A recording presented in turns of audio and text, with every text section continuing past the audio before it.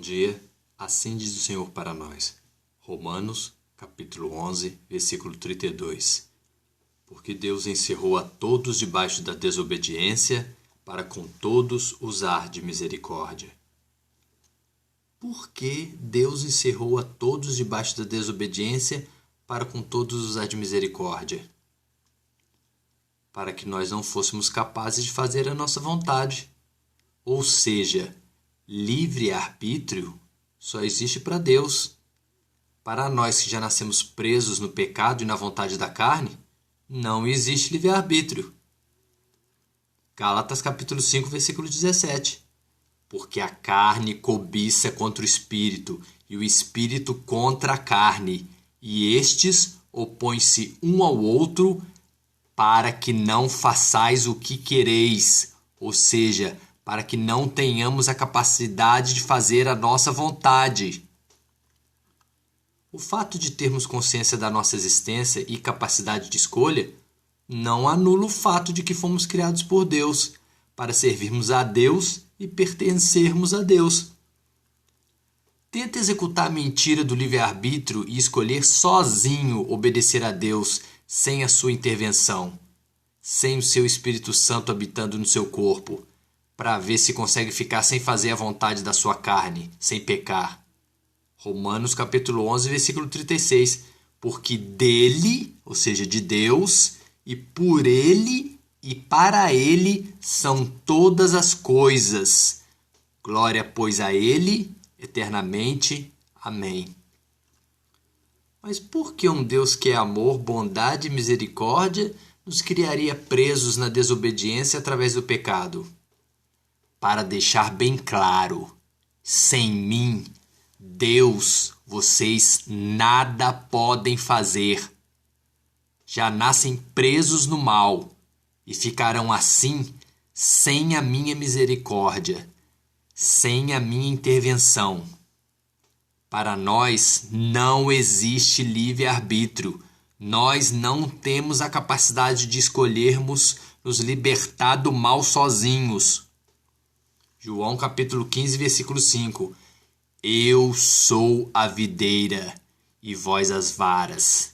Quem está em mim e eu nele, esse dá muito fruto, porque sem mim nada podeis fazer. O próprio Deus declara isso. Ele anunciou a salvação. Ele mesmo, através do Espírito Santo, no corpo do seu Filho Jesus Cristo, nos salvou. E nós que o servimos somos testemunhas dessa verdade. Isaías 43, versículo 12. Eu, Deus, anunciei, e eu salvei, e eu o fiz ouvir. E Deus estranho não houve entre vós, pois vós sois as minhas testemunhas, diz o Senhor, e eu sou Deus. Nós temos a capacidade de questionar a nossa existência, a existência de Deus, a sua vontade, mas não significa que temos o livre-arbítrio para escolhermos não fazermos a vontade de Deus. Para que nós não fôssemos capazes de fazer a nossa vontade, nós já nascemos presos debaixo da desobediência e do pecado pelo poder e pela vontade de Deus. Só conseguimos nos afastar do mal e do pecado adquirindo a inteligência e a sabedoria quando temos o temor, que é o sentimento de profundo respeito e obediência a Deus. Jó capítulo 28, versículo 28. E disse ao homem: eis que o temor do Senhor é a sabedoria, e apartar-se do mal é a inteligência. Romanos capítulo 11, versículo 34 e 35. Porque quem compreendeu a mente do Senhor? Ou quem foi o seu conselheiro? Ou quem lhe deu primeiro a ele para que ele seja recompensado? Romanos capítulo 11, versículo 33. Ó profundidade, tanto da sabedoria como da ciência de Deus! Quão insondáveis são os seus juízos e quão inescrutáveis os seus caminhos. Falemos a verdade, Podemos nós dizer que compreendemos a mente do Senhor Deus e que por isso temos o livre-arbítrio de escolher não servi-lo?